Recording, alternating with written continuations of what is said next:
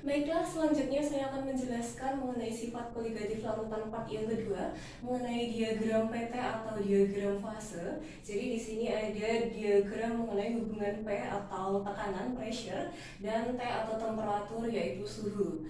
Nah, kita harus bisa membedakan garis-garis yang ada di gambar ini. Jadi di sini ada garis yang berwarna hitam. Nah, yang berwarna hitam atau garis yang lebih dalam ini adalah garis untuk suatu pelarut.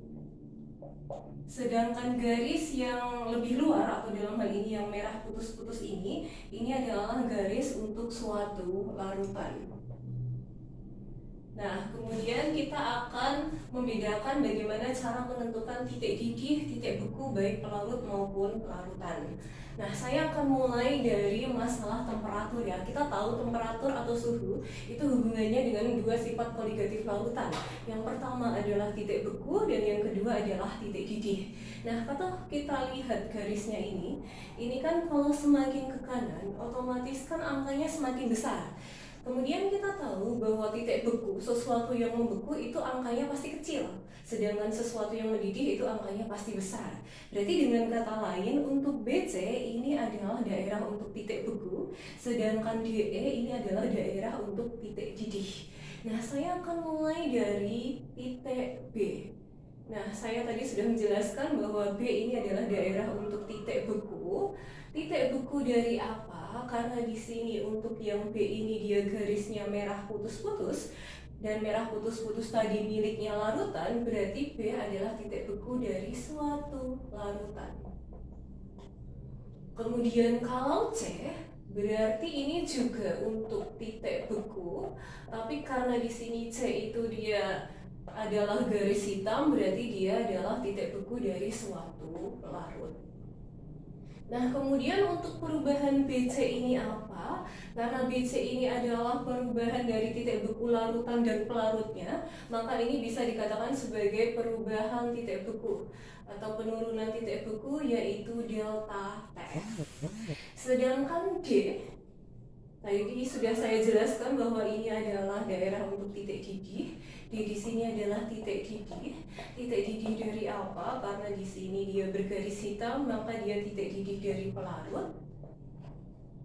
Sedangkan yang E ini juga titik didih karena dia segaris dengan yang berwarna merah, berarti dia miliknya larutan. Sedangkan D ke E ini adalah kenaikan titik didih atau delta TB. Nah, biasanya tipe soal seperti ini itu adalah tipe-tipe soal untuk soal pilihan ganda. Artinya misal ketika di soal pilihan ganda ternyata untuk penurunan titik beku atau perubahan titik beku daerah BC-nya tidak ada, maka mana yang saya pilih? Karena di sini BC itu dia kalau kita tarik garis lurus ketemu dengan HI itu sama dengan BC. Maka BC ini kalau misal tidak ada di pilihan bisa diambil dengan garis HI ya. Kemudian untuk delta TB atau DE itu nanti dia sama dengan JK. Nah, ini untuk titik beku dan titik didih. Kemudian ada satu lagi yaitu mengenai penurunan tekanan uap. Nah, kalau kita lihat di sini ada L dan M. LM ini kan berada di garis yang vertikal, di mana yang vertikal tadi menjelaskan tentang tekanan. Nah, perubahan LM itu yang dinamakan dengan penurunan tekanan uap atau kalau saya simbolkan adalah delta P. Nah, ini adalah penjelasan untuk titik beku, titik didih, dan tekanan uap. Berikutnya saya akan menjelaskan bagaimana untuk proses membeku, mendidih, mencair, dan sebagainya. Tapi ingat, simbol-simbol yang saya tulis di sini itu hanya simbol untuk penjelasan saya. Nanti kalau misal menemukan soal, simbolnya ini bisa diganti, ikuti saja soal yang ada. Nah, selanjutnya saya akan menjelaskan untuk proses-proses. Nah, kita akan mengenal 3 wujud ya, ada padat, cair, dan gas. Nah, konsepnya gini, HI ini adalah titik ketika dia berwujud padat. Kemudian FG ini adalah titik ketika dia berwujud cair. Dan JK ini adalah titik ketika dia berwujud gas. Nah, kita akan mulai dari proses yang pertama, yaitu proses membeku dari larutan misal. Oke, karena larutan berarti nanti yang akan saya bicarakan adalah yang garis merah ini ya. Nah, kita tahu bahwa membeku itu adalah perubahan dari fase cair ke padat. Karena di sini larutan berarti titik cair untuk larutan tadi adalah yang F. Kemudian titik padat untuk larutan itu adalah yang H. Berarti proses membeku untuk larutan itu ditandakan dengan garis atau perubahan dari F ke H. Nah, ini tidak boleh dibolak-balik menjadi HF ya. Karena kalau HF, H itu adalah titik ketika padat, F titik ketika cair. Padat ke cair berarti itu namanya adalah proses mencair. Kemudian, misal saya ke proses mencair tapi dari suatu pelarut. Oke, mencair berarti dari padat ke cair. Pelarut yang garisnya hitam. Berarti titik padat untuk pelarut yaitu yang I, sedangkan titik cair untuk pelarut yaitu yang G. Sehingga proses mencair dari pelarut itu perubahan dari I ke G. Misal ada lagi ditanyakan proses dari cair ke gas, berarti menguap ya. Menguap dari pelarut lagi, berarti kalau menguap itu perubahan dari cair ke gas. Berarti titik cair untuk pelarut yaitu yang G, titik gas untuk pelarut yaitu yang C. Berarti proses menguap untuk pelarut yaitu G ke C. Nanti kalau misal mau kebalikannya dari gas ke cair, berarti kan dia mengembun ya, itu berarti tinggal dibalik saja C ke G. Nah, untuk yang lainnya bisa kalian simpulkan dari yang saya jelaskan, tapi khusus hati-hati di sini akan saya tandakan dengan tanda merah ya, karena dia khusus. Tadi proses untuk dari cair ke padat ada, padat ke cair ada, cair ke gas ada, gas ke cair juga ada. Sekarang yang belum ada adalah proses menyublim. Nah, kita tahu proses menyublim itu adalah perubahan dari padat ke gas ya. Di sini proses menyublim. Misal saya proses menyublim dari larutannya deh, boleh. Nah, di awal saya menjelaskan bahwa HI ini adalah titik ketika dia berwujud padat. Kemudian FG adalah titik ketika berwujud cair dan CK adalah titik ketika berwujud gas. Tapi khusus untuk proses menyublim, nanti titik padatnya baik pelarut maupun larutan akan berubah ke A. Kemudian titik gasnya itu akan berubah ke F dan G. Jadi misal proses menyublim dari larutan berarti menyublim padat untuk larutannya tetap A, start pointnya. Kemudian titik gas untuk suatu larutan berarti yang F. Kebalikan dari proses menyublim yaitu proses mengkristal. Nah, misal mengkristal dari pelarut, berarti kalau mengkristal itu dari gas ke padat. Berarti titik gas untuk pelarut yaitu yang G, titik padat untuk pelarut tetap yang A. Berarti G ke A. Nah, ini khusus untuk menyublim dan kebalikannya. Kemudian, kalau misalnya dia menanyakan, di sini kan ada F, ada G ya. Di sini itu adalah titik triple atau titik pertemuan. Jadi titik triple ini apa? Titik triple di sini adalah perpotongan antara garis beku, garis didih, dan garis sublimasi. Di mana nanti ketika dia berada di F dan G, nanti wujud padat, cair, dan gas itu berada dalam kesetimbangan ya. Kemudian saya ingatkan lagi, menguap ini nanti bisa saja saya ubah menjadi mendidih ya, tapi kan dia sama saja.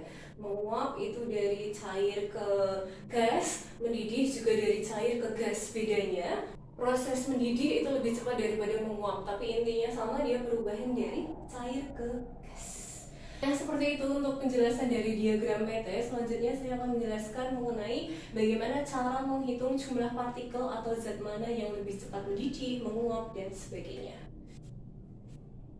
Nah, selanjutnya untuk jumlah partikel atau saya singkat dengan JP, konsepnya untuk jumlah partikel suatu larutan elektrolit nanti menghitungnya M kali jumlah ion. M di sini bisa molaritas, bisa mol, nanti tergantung konteks soal saja.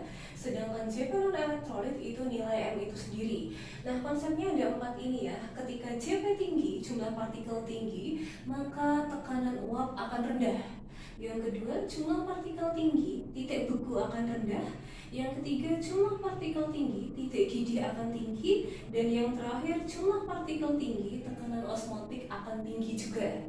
Nah, ini adalah konsep yang perlu dipegang. Contoh soalnya, di antara larutan di bawah ini yang mempunyai titik beku paling tinggi adalah yang mana? Titik beku berarti ini adalah TF. Kalau TF-nya diminta tinggi, tadi konsepnya ini ya, ketika TF rendah, JP-nya tinggi. Berarti kalau TF tinggi, JP-nya otomatis rendah. Nah, kita harus mencari dari pilihan A sampai pilihan E yang JP-nya paling rendah. Tapi kita harus bisa membedakan mana yang elektrolit dan mana yang non-elektrolit. Kemarin saya sudah menjelaskan ya, perbedaan antara elektrolit dan non-elektrolit. Na2CO3, di sini tidak ada CHO, intinya di sini hanya ada C dan O-nya saja, hanya tidak ada. Otomatis di sini termasuk ke dalam suatu elektrolit, sehingga kalau elektrolit JP-nya adalah M kali jumlah ion. Di sini menggunakan molaritas, ikutin saja, yaitu 0,3. Kemudian jumlah ionnya Na-nya ada 2, unsur diikuti satu kesatuan ya, ini jumlahnya 1. 2 dan 1 berarti totalnya 3. Hasilnya adalah 0,9. Yang kedua, Al2SO43. Di sini juga tidak ada CHO. Berarti ini juga termasuk ke dalam suatu elektrolit. Berarti JP-nya nanti M dikali jumlah ion. M-nya di sini adalah 0,2, kemudian jumlah ionnya Al-nya ada 2, unsur diikuti ini satu kesatuan tapi jumlahnya ada 3, berarti totalnya adalah 5, 2 dan 3. Hasilnya adalah 1. Kemudian yang ketiga, hati-hati, CH3COH walaupun ada CHO, kemarin dia masuk ke dalam pengecualian karena ini adalah gugus COH. CH3COH ini termasuk ke dalam suatu elektrolit. Menghitung CP-nya M-nya 0,8. Dan kemarin saya juga menjelaskan di video sebelumnya yang part pertama bahwa untuk suatu asam karboksilat ya yang gugus COH nanti jumlah ionnya pasti 2, dianggap 2, sehingga ini hasilnya adalah 1,6. Kemudian NaNO3 tidak ada CHO, di sini adanya O saja, berarti dia juga termasuk ke dalam elektrolit. Menghitung CP, M-nya adalah 0,3, jumlah ionnya Na-nya 1, unsur diikuti O satu kesatuan, berarti ini 1 tambah 1 yaitu 2, hasilnya 0,6. Dan yang terakhir adalah glukosa. Kalau di soal menemukan suatu larutan yang terdiri dari satu kata, glukosa, gula, urea, etanol, atau alkohol, maka dia masuk ke dalam suatu non-elektrolit. Gimana non-elektrolit nilai CP-nya nanti itu sama dengan nilai M. Nih, di sini M-nya adalah 0,8. Kita tadi ditanyakan titik beku paling tinggi, mencari CP paling rendah. Di sini yang paling rendah adalah 0,6. Sehingga untuk soal nomor 1 jawabannya adalah pilihan yang D. Nah, berikutnya contoh soal yang kedua, ini ada gambar ya. Ada 5 gambar, yang hitam itu adalah pelarut dan yang merah ini adalah zat terlarut. Pertanyaannya, larutan yang memiliki titik didih paling rendah adalah yang mana? Titik didih ini adalah TB. Ditanyakan TB paling rendah. Kita ingat konsep yang saya jelaskan sebelumnya, berarti kalau TB-nya rendah, kita harus mencari yang jumlah partikelnya juga rendah. Nah, karena ini berupa gambar, kita tidak perlu menghitung, tapi kita perlu ingat konsep sifat koligatif, bahwa sifat koligatif adalah sifat yang hanya dipengaruhi oleh jumlah partikel zat terlarut. Jadi yang perlu kita hitung adalah zat terlarutnya atau yang bulatan berwarna merah. Yang gambar pertama warna merahnya ada 3 di sini ya. Kemudian yang gambar kedua ada 4. Yang ketiga ada 5. yang keempat ada 2, yang kelima ada 1. Karena tadi kita harus mencari CP yang paling rendah, berarti di sini yang bulatan merahnya atau zat terlarutnya paling sedikit yaitu gambar yang 5, jumlahnya hanya 1, sehingga nomor 2 jawabannya adalah pilihan yang E. Nah, seperti itu untuk menghitung atau menentukan jumlah partikel suatu zat. Nah, berikutnya saya akan menjelaskan beberapa penerapan sifat koligatif larutan, baik untuk penurunan tekanan uap, penurunan titik beku, kenaikan titik didih, dan tekanan osmotik. Nanti akan saya jelaskan langsung di layar ya.